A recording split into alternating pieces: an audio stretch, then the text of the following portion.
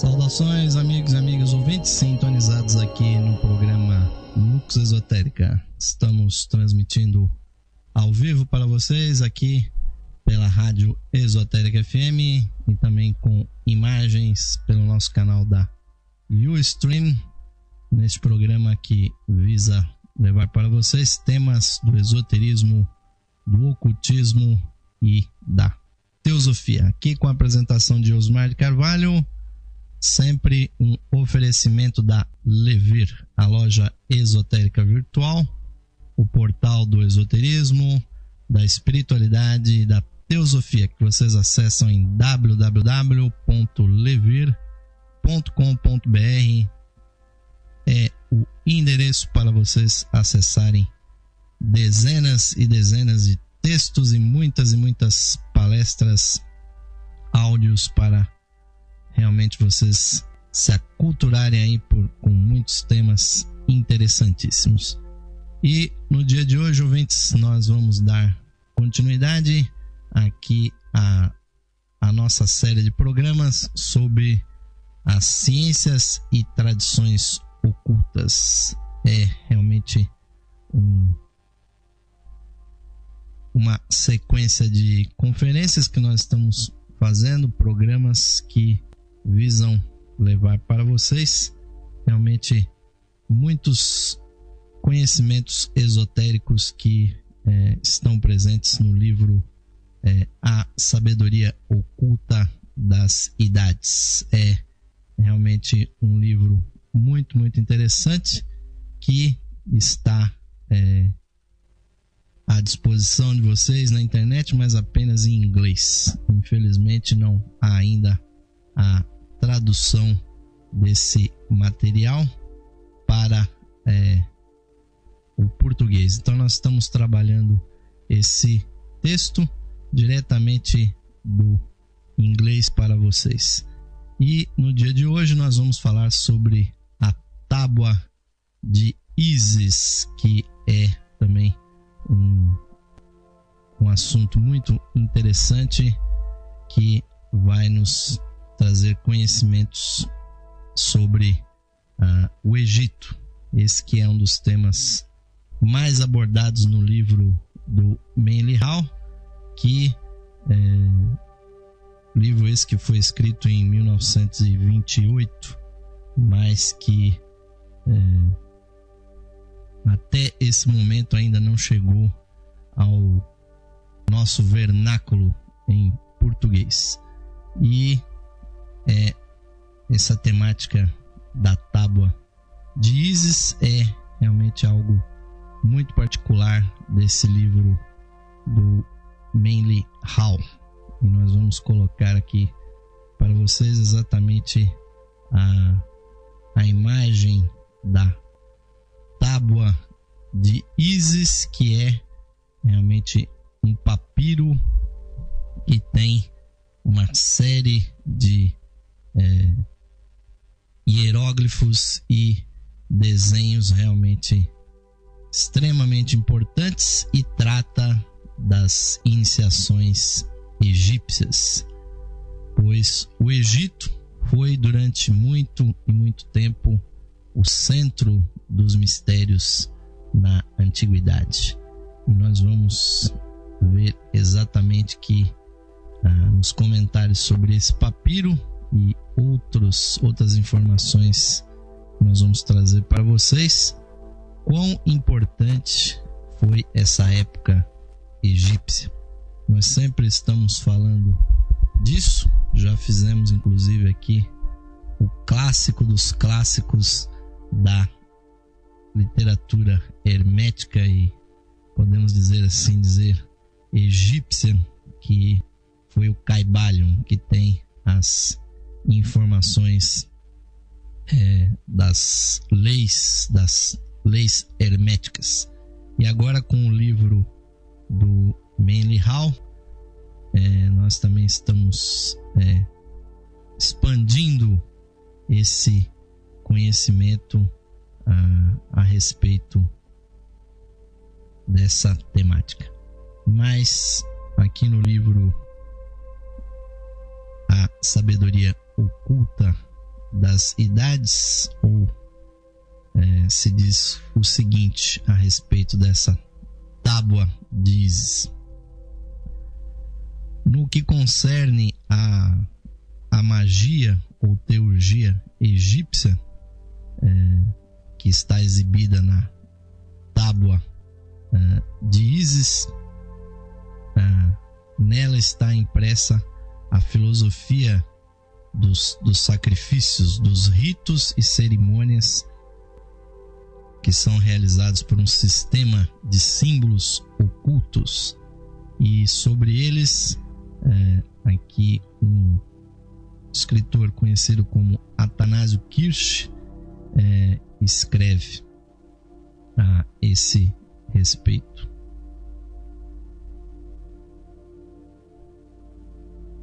No que se refere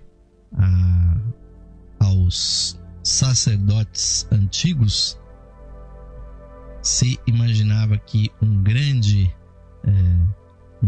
poder espiritual era invocado pelas cerimônias não abreviadas dos sacrifícios espirituais egípcios. Se um dos componentes desse ritual faltasse, então eles entendiam que o todo estava viciado ou imperfeito, como dizia Jâmblico.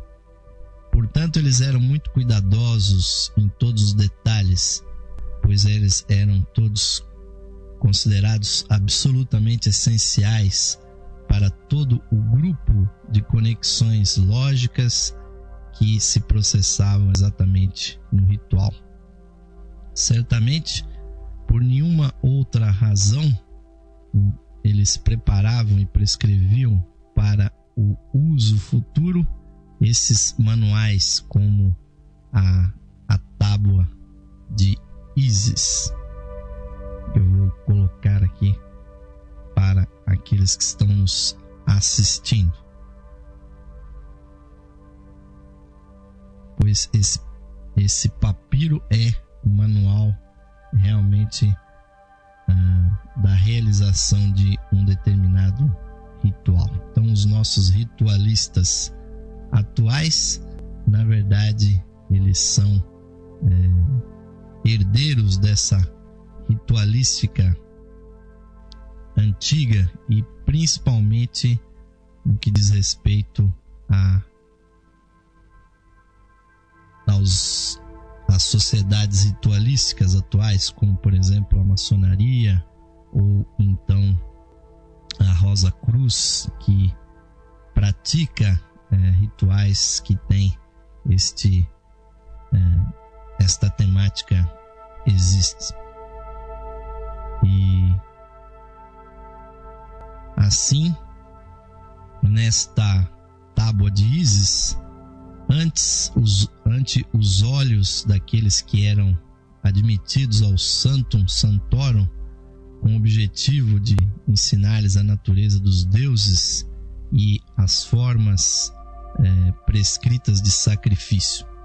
Primeiramente, nós temos que explicar aqui que sacrifício, dentro do contexto da ritualística em geral, não significa submeter ninguém a sofrimento, ou matar algum animal, ou até alguma pessoa, como muitos imaginam. O termo sacrifício, na verdade, advém de ofício sagrado. Então, sacrifício era sempre uma ação ritualística que visava a teurgia, ou seja, o contato com o mundo superior, fazendo com que ele se conectasse aqui com o mundo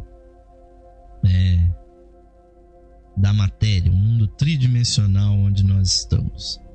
Então, uma vez que cada uma das ordens de deuses tinha os seus próprios e peculiares símbolos, gestos, costumes e ornamentos, eles então compreendiam que era necessário observar todos esses detalhes na totalidade dos aparatos de adoração como nada menos do que amplamente eficaz para atrair a benigna atenção e também os seus gênios. Esse é o grande objetivo da teurgia em geral, pois a teurgia é o lado prático da teosofia.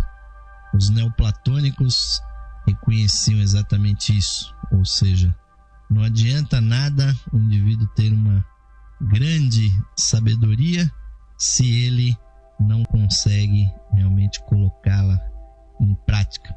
E então a teosofia é o lado teórico e a teurgia é o lado prático, porque a palavra teurgia tem em si o prefixo theos, né, de teurgia. Esse theos é divino ou dos deuses, e urgos, ou seja, urgos que significa trabalho. Então, theos mais trabalho é o trabalho divino. Então a teurgia era a ciência oculta, prática de fazer se manifestar as inteligências superiores. Então, num ritual se pretende entrar em contato com os deuses. E o panteão egípcio, que tinha mais de 500 deuses na sua totalidade, na verdade, cada uma dessas divindades representam forças da natureza, são estágios de desenvolvimento da consciência, são planos de existência que são representados pelas divindades egípcias. E obviamente que as pessoas se assustam quando veem deuses com cabeças de animal e corpos humanos, e muitas pessoas se sentem até repelidas por essas imagens, mas isto é uma incompreensão do sistema simbólico. O sistema simbólico, ele visa atrair as realidades superiores através dos símbolos que as evocam. É realmente uma ciência. Então, o livro aqui, A Sabedoria das Idades, nos diz: por isso seus templos dos egípcios possuíam locais que eram bastante remotos e continham representações de quase todas as formas da natureza. Primeiramente, no pavimento desses locais de rituais, eles simbolizavam a economia física do mundo, usando minerais, pedras e outras coisas e outros ornamentos apropriados, incluindo pequenos circuitos de água. As paredes mostravam um mundo iluminado pelas estrelas e governado pelos gênios ou pelas inteligências celestiais. No centro sempre havia um altar que sugeria as emanações da mente suprema desde aquele centro. Então, o interior desses templos constituía uma imagem dos mundos e do universo. E os sacerdotes que faziam este trabalho sagrado ou sacrifícios vestiam paramentos muito refinados, com figuras similares àquelas atribuídas aos deuses. Seus corpos eram deixados algumas vezes nus em algumas partes, e outros eram completamente cobertos. As suas cabeças eram veladas, como nós vemos em muitas representações das figuras egípcias. E entre esses templos, obviamente, se encontram as pirâmides, né? A pirâmide nada mais é do que uma grande máquina iniciática. Já falamos disso aqui várias vezes. Vamos prosseguindo aqui. Por exemplo, com o objetivo de provocar a descida no mundo da alma ou o espírito do universo, eles permaneciam então diante das imagens que são representadas no centro da tábua de Ísis, vestindo os mesmos símbolos como as figuras que são desenhadas naquela tabuleta. E tudo isso era acompanhado por cantos de hinos que eles criam, infalivelmente atraíam a atenção dos deuses para as suas preces. E eles não consideravam as outros detalhes que não aqueles que estivessem estritamente mostrados naquela tabuleta. E então, de acordo com a deidade que eles desejavam invocar, eles então se trajavam com aqueles símbolos.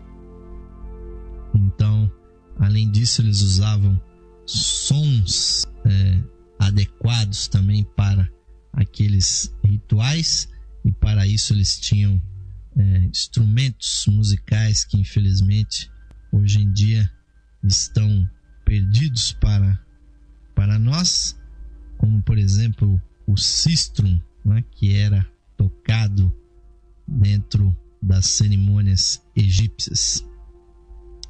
E tudo isso obviamente visava criar, né, o espaço sagrado que é tido dentro do campo de ação de um templo, pois o templo ele era, por assim dizer, o campo mágico onde o próprio universo ele é representado. E como as divindades egípcias representavam as forças da natureza, essas forças, pela própria lei das correspondências, que é a mais importante das leis herméticas, então, se o que está embaixo é igual ao que está em cima, se você consegue colocar dentro do ritual, dentro do templo, objetos ou cores ou sons ou até mesmo aromas que têm correspondência com a realidade do universo, então estas influências são atraídas. E algumas são até relativamente óbvias. Por exemplo, quando se usa no templo o ouro, se sabe muito bem que o ouro tem uma conexão com a energia solar. Então, quando se deseja trazer a potência energética do Sol, então se vestem joias, são feitos ornamentos e que são dispostos ou no templo ou então sobre o corpo daquelas pessoas que estavam fazendo o ritual. E isso com certeza é a prática do ritual. Isso atrai realmente aquelas energias. E com relação ainda aos mistérios egípcios, o livro aqui de Menihal afirma: Platão foi iniciado nos mistérios maiores com a idade de 49 anos, e a sua iniciação ocorreu nos corredores subterrâneos da Grande Pirâmide. E a tábua de Ísis estava naquela ocasião sobre o altar, e ante ao qual o divino Platão permaneceu e recebeu aquilo que já era de certa forma seu, mas que com a cerimônia dos mistérios foi com ele, com este ritual realmente consagrado e trazido daquele estado potencial para o seu estado atual. Por isso que os mistérios são buscados. Então, com esta característica, Platão permaneceu por 3 dias nos grandes corredores que davam acesso à pirâmide. E foi então, após esses 3 dias, recebido pelo hierofante da pirâmide. Hierofante, que significa aquele que mostra a sabedoria, pois hieros, da palavra hierofante, quer dizer sagrado, e fante ou fanta é mostrar, é visualizar. O hierofante é aquele que mostra o conhecimento sagrado. E esse hierofante dos mistérios, ele só se apresenta, pois ele é ao mesmo tempo um homem, mas um homem de posse dos poderes divinos, pelas iniciações e pela expansão da sua consciência. Então o hierofante era visto apenas por aqueles que tinham passado esses 3 dias antes de chegar por dentro da pirâmide. E estes 3 dias representam os 3 graus, as 3 dimensões, e assim ao iniciado era dado verbalmente os ensinamentos esotéricos mais elevados, cada um deles acompanhado com seu apropriado símbolo. E 3 meses após esta viagem mística e simbólica nos corredores da pirâmide, o iniciado Platão foi enviado de volta ao mundo para o trabalho da grande ordem, ou seja, vir iluminar, instruir os homens e o mundo, assim como fizeram Pitágoras, Orfeu e muitos outros que foram iniciados dos mistérios egípcios e também estiveram naqueles corredores realmente carregados com a energia iniciática. E obviamente que o mundo atual, o mundo embotado pela materialidade, não consegue mais perceber exatamente esta realidade oculta dos mistérios, pois o mistério ele está baseado na linguagem oculta que existe dentro de cada ser humano. É a linguagem das imagens divinas, e quem entende essa linguagem, esse simbolismo, é o nosso eu interno, é a nossa alma, esse lado onírico que cada ser humano possui, e que quando nós estamos paralisados durante a noite, quando nós estamos sonhando e o nosso corpo está paralisado, muitas vezes a nossa alma realmente utiliza os seus poderes de imaginação, que é muito diferente da fantasia. A fantasia é a invenção pura e simples, enquanto que a imaginação ela é a apresentação das realidades interiores por meio de imagens, né? Isso eu posso realmente dar testemunho desse poder oculto que a alma possui, pois muitos anos de prática da meditação, frequentemente a minha consciência entra, não dormindo, mas lucidamente, dentro do estado onírico. Esse estado que era tão apreciado pelos profetas do Velho Testamento, ou que é cultuada entre os yogis da Índia, é aquele momento em que o seu eu interno ele começa a lhe mostrar na forma de símbolos, na forma de imagens, todas elas carregadas de sentido, mas um sentido que pertence à nossa imortalidade, não um sentido ligado apenas ao nosso eu mortal. E então no estado onírico, muitas vezes nós vemos representações iguais àquelas dos deuses egípcios e dos mesmos animais, das mesmas figuras que os egípcios usavam, pois essas figuras estão realmente no inconsciente coletivo da humanidade. Não é à toa que essas imagens são percebidas quase que da mesma forma por povos diferentes do mundo, que não têm conexão física nenhuma uns com os outros, mas acabam vendo as mesmas imagens e dando outros nomes e, obviamente, fazendo uma versão própria. Cada cultura tem a sua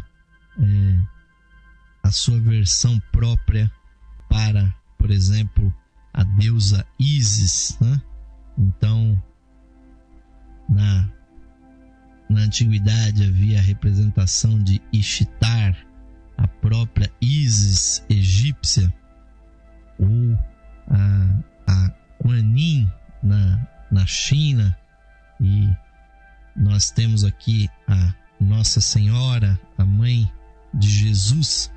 E o que esta deusa, que muitas vezes é representada de uma forma terrível, os antigos, pelo menos algumas culturas assim a representavam, como aquela que representa as forças femininas da natureza, as forças involutivas que trazem, não de uma maneira negativa, mas de uma maneira simbólica, tudo que é espiritual e que deve vir até a matéria.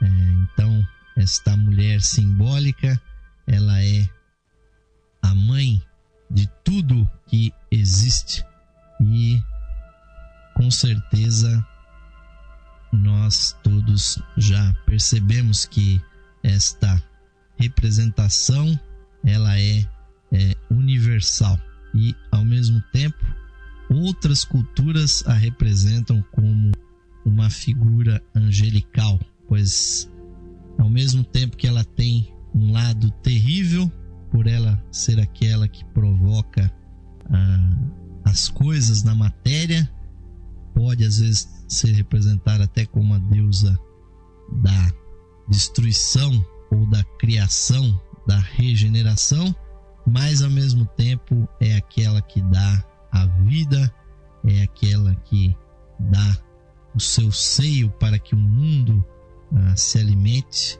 e é isso que nós vemos nas representações da Mãe de Deus, da Mãe de Jesus, aquela Ísis ou aquela Maria ou aquela Maia, como quando os cristãos chegaram à Índia e viram os detalhes, por exemplo, da vida de Krishna, eles mal se aguentavam em perceber que os detalhes eram praticamente idênticos, pois Maia, a mãe de Krishna, também se dizia que era uma virgem, e o próprio nome Maia é idêntico Maria ou a Miriam, né?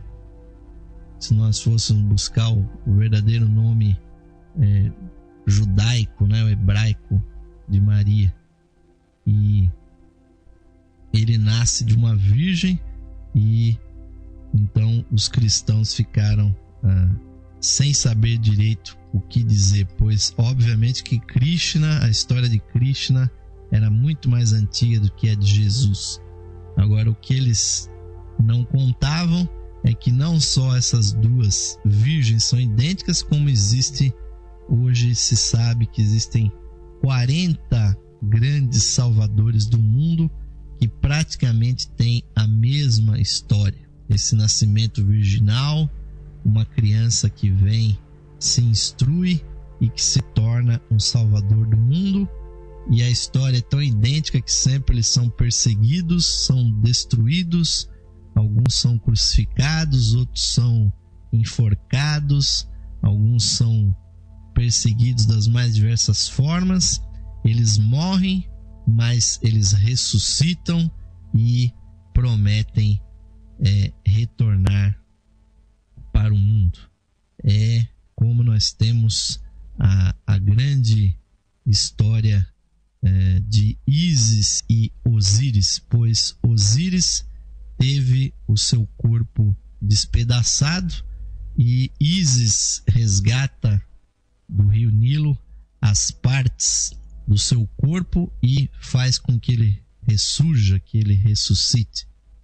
Infelizmente, a única parte que ela não achou do Osíris foi, né, o seu pênis, que ficou perdido no rio Nilo, né? Ou vai saber se ela não se interessou em achá-lo. Mas simbolicamente nós temos aí a mesma história. Então, os egípcios esperavam, né, a ressurreição de Osíris da mesma forma como muitos cristãos esperam o retorno de Jesus. Mas por trás disso tudo está o simbolismo oculto. E é a função aqui do nosso programa, ouvinte, está trazer sempre essas informações para compor aí a cultura de vocês. No nosso segundo bloco nós vamos continuar falando aí das iniciações egípcias, trazendo aí algumas informações de outros iniciados do Egito, e vamos fazer agora um intervalinho e vocês vão ficar com o convite da Levir para vocês virem nos apoiar para que esta iniciativa e outras como a da nossa rádio Esotérica FM, da Levir, e outras possam permanecer no ar. Vamos ao intervalo e voltamos já.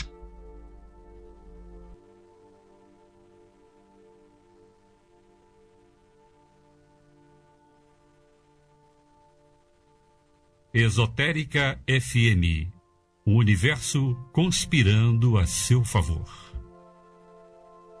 Saudações amigos e amigas ouvintes sintonizados no programa Lux Esotérica, que vai ao ar de segunda a sexta-feira às 21 horas, com a apresentação de Osmar de Carvalho.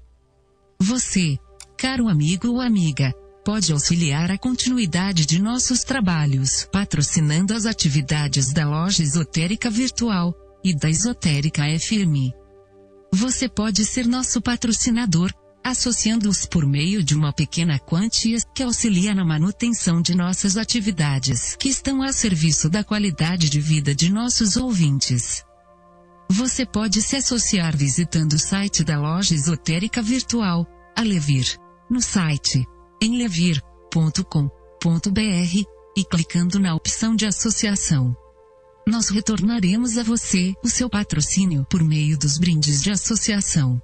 Associe-se hoje mesmo, amigo ou amiga ouvinte, e receba o seu mapa numerológico, baseado em seu nome e data de nascimento. Este estudo revelará para você o poder oculto do seu nome, suas influências, as facilidades e obstáculos que as vibrações do seu nome provocam em sua vida, além das análises do seu número da personalidade, da alma, número de origem, de destino, número anual. Você receberá previsões com as tendências mensais para a sua vida. Além do seu mapa numerológico, ao se associar você receberá também um CD com todas as conferências disponíveis no site da Loja Esotérica Virtual. São mais de 300 palestras tratando dos mais diversos assuntos espiritualistas, que você poderá ouvir no seu computador, ou no seu equipamento de áudio portátil. Amigo ou amiga, grato por sua audiência e o seu prestígio. E aos que tiverem disponibilidade material, somos gratos pelo seu patrocínio por meio da sua associação na Loja Esotérica Virtual. Sua ajuda e patrocínio garantem as condições para a continuidade de todos os nossos trabalhos e da continuidade da programação da Rádio Esotérica FM. Obrigado, amigos e amigas ouvintes, pelo seu apoio. Que Deus possa abençoar a todos os ouvintes da programação da Rádio Esotérica FM. Esotérica FM, música e sabedoria para a sua alma.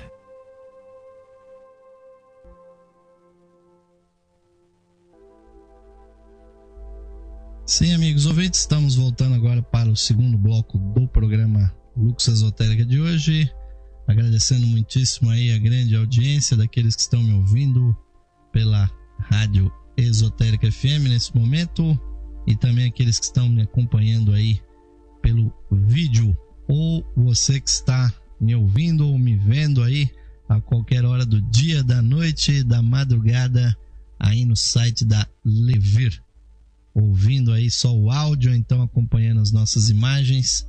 O nosso programa já ultrapassou os mais de 330 programas e estamos aí firmes e fortes com o apoio dos nossos associados da Levir e agradecendo sempre o apoio de vocês.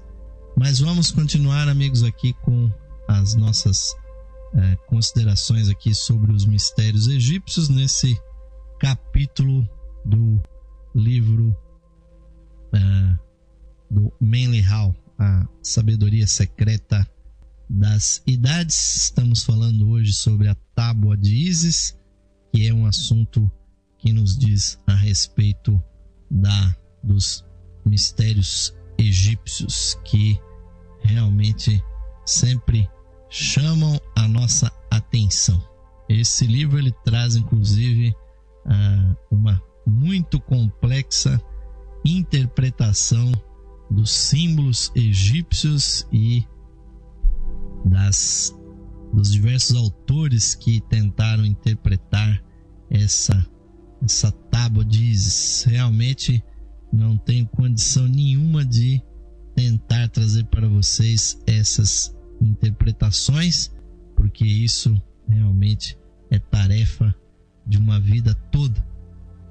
A egiptologia está aí para confirmar isso, é um dos campos mais férteis de pesquisa e também de controvérsia e tudo mais. O que nós podemos trazer para vocês, e nós vamos trazer, é o testemunho de outro grande iniciado dos mistérios, que foi Geoffrey Hodgson.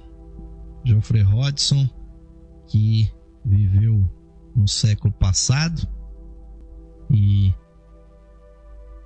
faleceu com quase 90 anos de idade, e foi um grande escritor teosófico, e no seu livro Luz no Santuário ele trouxe uma série de importantíssimas revelações a respeito dos mistérios egípcios, pois Geoffrey Hodgson foi inicialmente um discípulo aceito do mestre Kuthumi, mas num certo momento da sua carreira, o mestre Kuthumi passou Geoffrey Hodgson para a instrução de um dos mestres da fraternidade egípcia.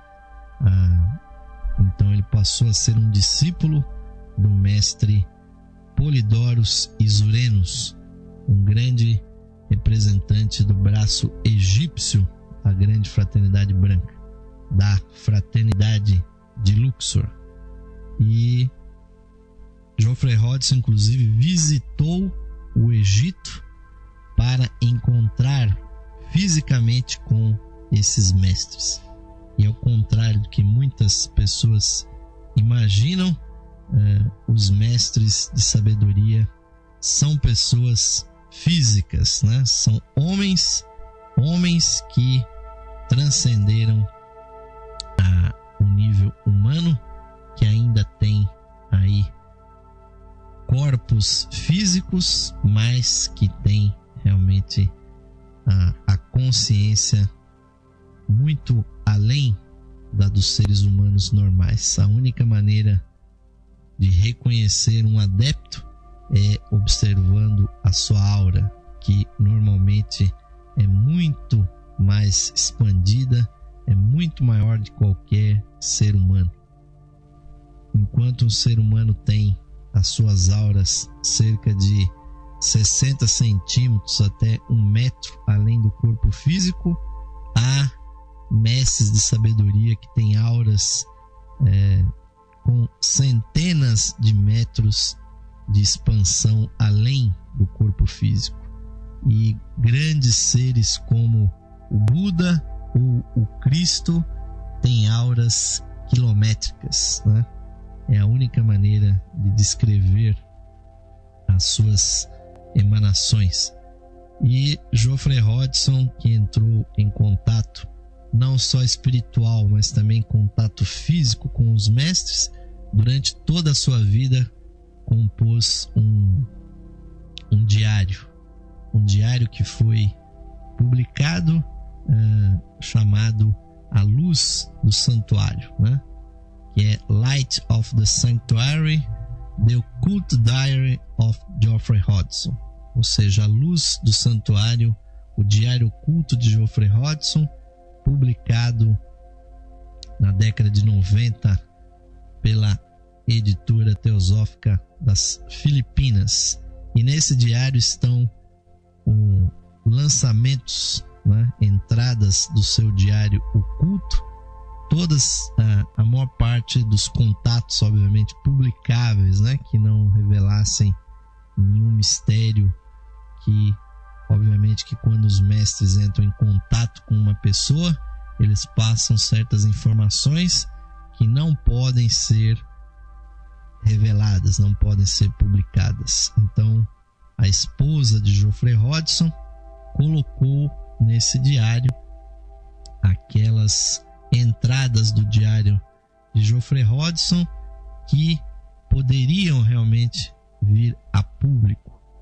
E nós temos esse diário em inglês, mas nós estamos sabendo que alguns grandes ocultistas aqui do Brasil estão trabalhando, traduzindo esse livro. Brevemente ele estará presente no nosso vernáculo, na nossa querida língua portuguesa, para que todos aqueles que ainda não dominam o inglês, e este é um problema de nós que vivemos no Brasil, porque a maior parte da literatura esotérica, ocultista, teosófica está no inglês. As nossas editoras realmente não conseguem trazer tudo para a língua portuguesa. Então muitos têm que empreender o estudo do inglês.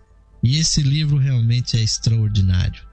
Não só eu como leitor posso afirmar isso, mas segundo algumas entradas do diário de Geoffrey Hodgson, este livro é a verdadeira continuação daquele famoso livro As Cartas dos Mahatmas.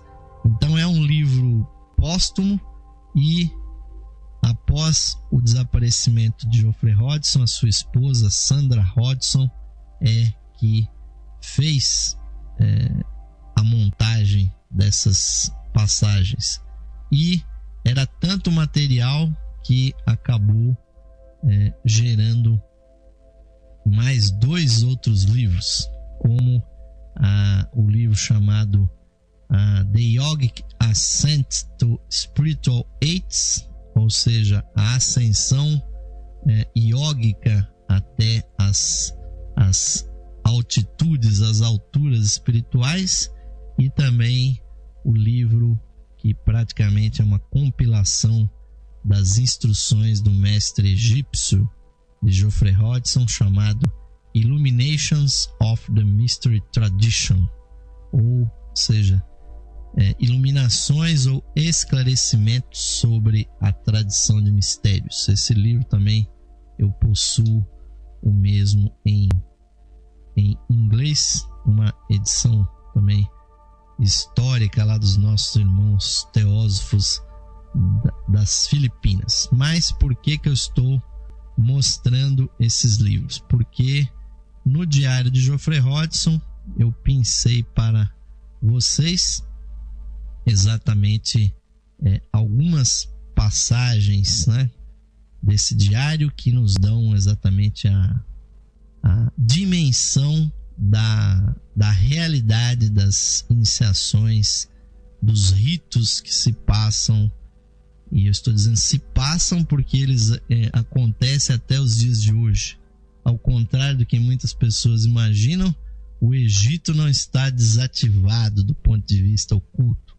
Obviamente que ele não é um centro dos mistérios como foi no passado, mas lá ainda existem mestres, ainda existem inclusive salas ritualísticas, templos que estão ativos. Obviamente que atendendo um número muito menor do que acontecia na época do Egito, onde milhares de pessoas eram iniciadas e eram instruídas por aqueles mestres. Mas os mestres da fraternidade egípcia ainda estão lá. E não foi por acaso que Madame Blavatsky morou 10 anos no Cairo e lá também entrou em contato com essa fraternidade.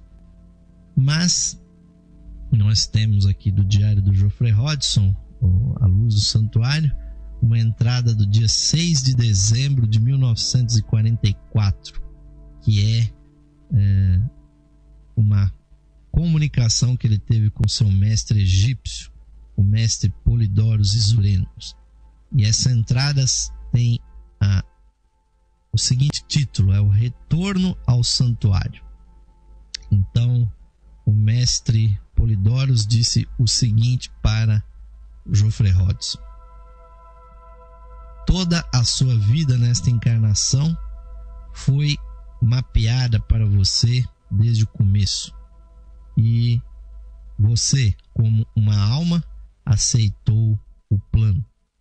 Você ganhou um corpo saudável nesta vida para suportar o violento esforço do desastre, e provavelmente esse desastre o mestre se refere à obrigação que Geoffrey Hodgson teve de lutar na Primeira Guerra Mundial e também mais tarde suportar as agruras do ocultismo. Sua infância foi cuidada, ou seja, Geoffrey Hodgson sempre foi observado pelos mestres desde a sua infância. E houve alguns episódios na infância de Geoffrey Hodgson onde houve uma intervenção direta dos mestres para preservar a sua vida. Então, a sua infância foi cuidada, preservada, e você foi salvo da morte mais de uma vez, como, por exemplo, numa ocasião em que ele engoliu uma moeda e quase morreu engasgado, e outra quando ele descontrolou-se montando um cavalo que saiu em disparada. Mas uma interessante passagem aqui é quando o mestre diz: sua entrada na senda, no caminho, era a única consideração para você, a sua alma, que deveria estar pronto para trabalhar e sofrer, como na verdade você fez. Mas sua recompensa é certa e está se aproximando.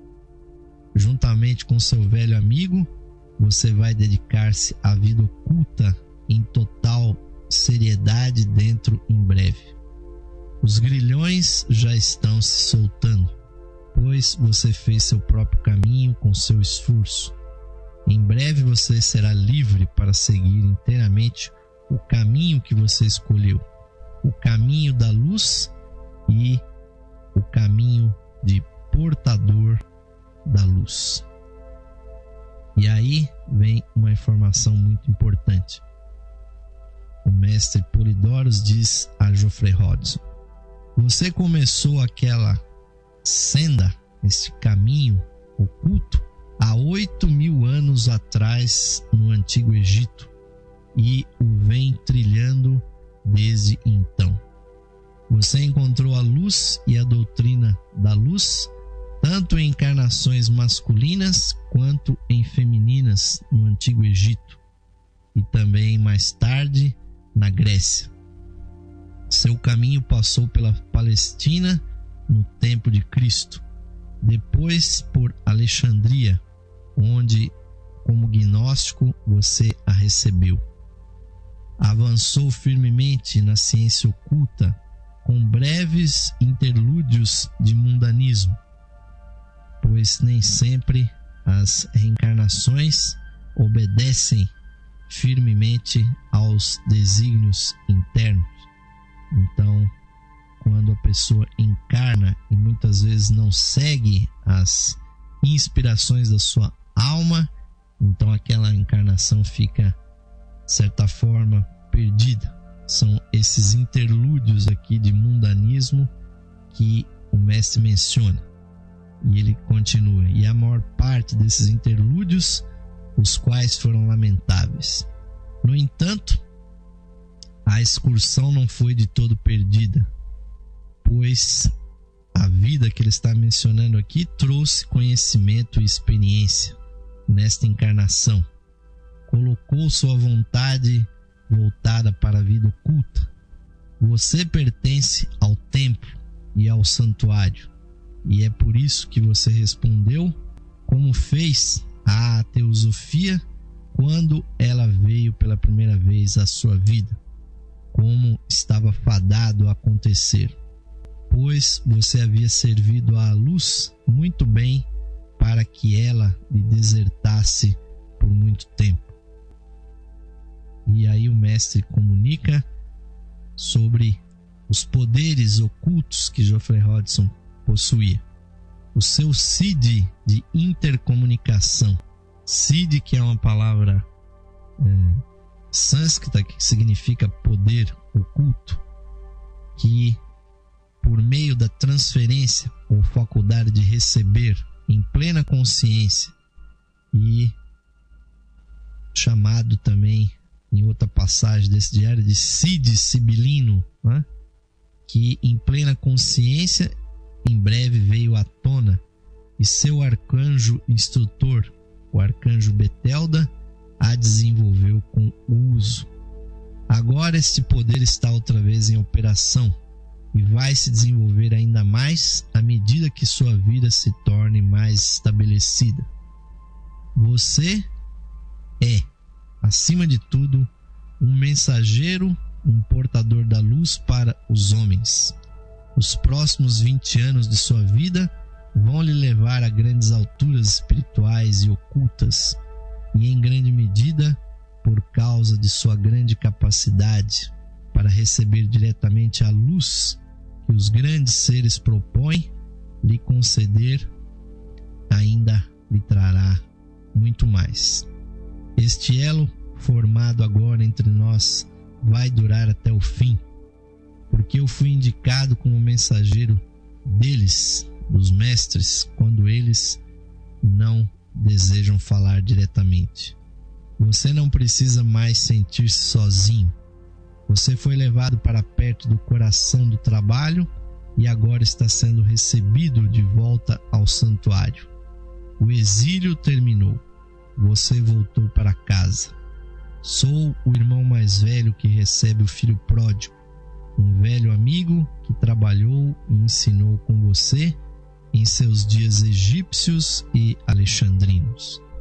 Portanto, assuma agora autoconfiança e fale o que tem para falar, ainda que com modéstia exterior, como é seu hábito, mas com calma interior, para restabelecer sua confiança e tranquilizar seu coração. Eu lhe digo essas palavras. E esta entrada é de 6 de dezembro de 1944. Mas há uma outra que está constante nesse maravilhoso livro, A Luz do Santuário, que faz parte da trilogia dos livros de Geoffrey Hodgson, que nos fala exatamente dos templos egípcios, daquelas antigas cerimônias que, segundo o mestre Polidorus, Geoffrey Hodgson começou a trilhar essa senda no Egito há 8.000 anos atrás. É impressionante de que as nossas almas estejam trilhando caminhos tão antigos e espirituais há tanto tempo. E por isso que muitas vezes o Egito nos encanta tanto, porque provavelmente quanto maior for esse interesse que nós temos pelo Egito, significa que realmente nós provavelmente também tivemos alguma existência, as nossas almas se manifestaram no Egito. Então a seguinte informação é a seguinte: uma percepção de meditação de Geoffrey Hodgson durante a sua meditação matinal. Então ele viu uma iniciação egípcia e a entrada diz o seguinte: alguns termos podem ser difíceis ou desconhecidos porque são termos originais do egípcio. Foi no templo de Khonsu, em Karnak, Luxor, no Egito. A função e posição do hierofante estava localizada no sul, como Amun, com Khonsu a leste e Mut no oeste, e essas funções sendo realizadas por egípcios altamente evoluídos, especialmente o hierofante. O templo estava iluminado por labaredas de óleo em lâmpadas semelhantes a pires, cerca de 7 pés acima do piso. O norte não estava ocupado, e ali estava a entrada do templo. E ele está obviamente descrevendo o templo dessa iniciação. A cor escarlate era a predominantemente usada nas cores daquele templo. Azul era a segunda mais usada, e depois o branco, muito branco e dourado. Os oficiais portavam ureus, que são ornamentos de cabeça, e estavam sentados em tronos cúbicos elevados uns 50 centímetros do solo. O altar central estava em alinhamento entre Khonsu, ou seja, o leste, e Mut, o oeste. E o candidato que foi iniciado prestou os votos ajoelhado no altar, e então ficou diante do hierofante, que desceu de seu trono, e com um bastão de poder, com a cabeça desse bastão, com uma imagem bastante complicada que incluía um tal, a cruz egípcia, iniciou aquela figura masculina ajoelhada com uma cerimônia muito poderosa, e tocando o alto da sua cabeça, trouxe um elevado poder oculto, um poder átmico, creio eu. Trouxe esse poder para o interior do seu cérebro e coração, e o iniciado caiu inconsciente no chão e foi colocado de forma cruzada, como um X, sobre uma cruz de madeira. Fora do corpo, ele, na sua consciência, teve então a sua mente elevada ao nível causal, ou seja, ao mental abstrato, onde começou prontamente a funcionar, esse sendo o objetivo daquele grau, e não o grau de Budi ou da intuição. Imediatamente o candidato passou a conhecer, a saber que os deuses nomeados eram somente personificações de poderes divinos, especialmente como eles funcionam no nível mental. As palavras que ouvi foram real, Atma, em ação sobre a orientação mental, e majestosa de Budi, ou a intuição, e mana superior, todas funcionando na criação e gerenciamento do universo e do planeta.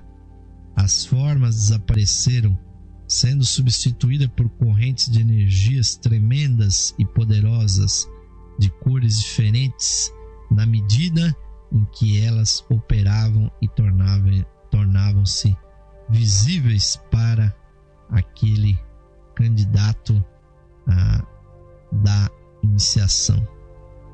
E isso aconteceram nos planos internos, né? E esta era a meta primária dos mistérios egípcios, ou seja, obter a consciência causal, em que todos os símbolos e personificações desapareceriam, sendo substituída pelos poderes funcionando inteligentemente daquilo que nós chamamos de o grande arquiteto do universo por toda a natureza. Em outras palavras, os símbolos eram agora conhecidos em seu significado verdadeiro e não como realidades em si mesmos. E Geoffrey Rhodes compreende ao observar e compartilhar porque ele tornou-se continuamente tão interessado nesse mesmo assunto nesta vida, e porque as interpretações dos mitos sempre o atraíram. E ainda naquele ritual existiam duas fileiras de membros, uma atrás da outra, outros membros daquele templo, né? Duas fileiras na parte de trás dos três lados do templo, todos estando muito reverentes e profundamente tocados, e há nuvens de incenso que ficam queimando. Ouve-se sistrums e algumas músicas que alternam-se com profundas elocuções. O chakra do coração é o principal objetivo para a abertura, e o nó feito pelas figuras no símbolo de união representa o nó da ignorância, no sentido da restrição da mente inferior, que então a iniciação libera, a partir de então, livrando o candidato daquela limitação. Os mistérios eram uma instituição altamente privilegiada e seletiva. E finalmente, o candidato foi trazido de volta lentamente para a consciência de vigília, ou seja, ele despertou. A plena memória das realizações foi preservada, e um tanto aturdido pela elevação de consciência, ele foi cuidadosamente despido das insígnias cerimoniais e sentou-se para o encerramento da cerimônia. E então foi conduzido, na verdade, para um barco fora do primeiro portal, e ainda sonhando num certo sentido, levado para sua casa, onde ele quase que imediatamente foi dormir por um bom período para até receber uma instrução adicional. Então, amigos ouvintes, tudo isso visa a nossa rememoração da existência desses mistérios. Então, a magia que o Egito tem está ainda ativa, e a nossa alma percebe isso.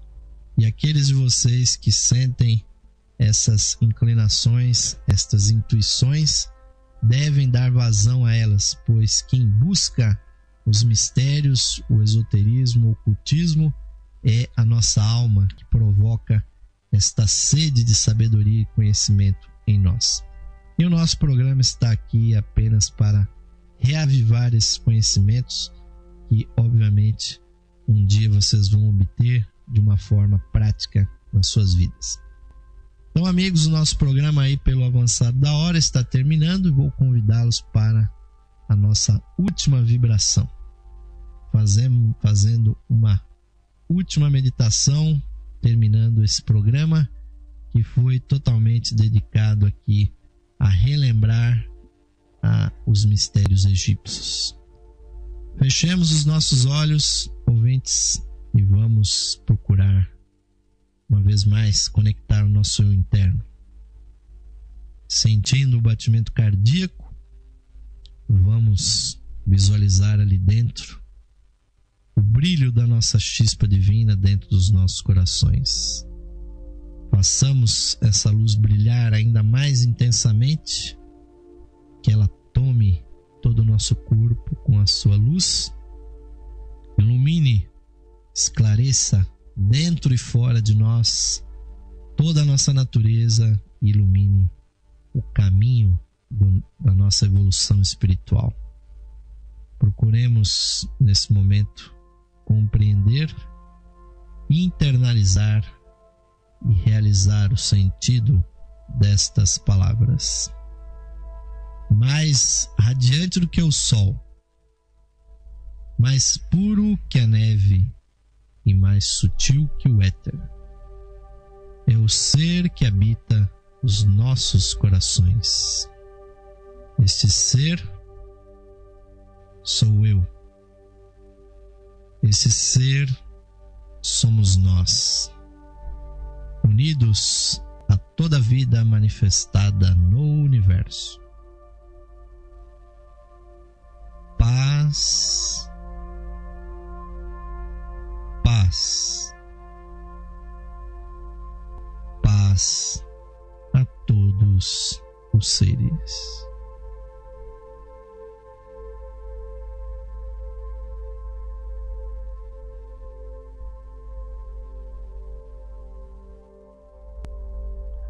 Namastê, Om Shanti. Amém, ouvintes? Esta palavra que evoca o Espírito da Verdade, que ela possa fazer brilhar ainda mais essa luz dentro de vocês, rumo, ouvintes, a uma vida mais iluminada, mais espiritualizada. Muitíssimo obrigado pela audiência de vocês, amigos e amigas, e aguardamos vocês nas nossas próximas edições.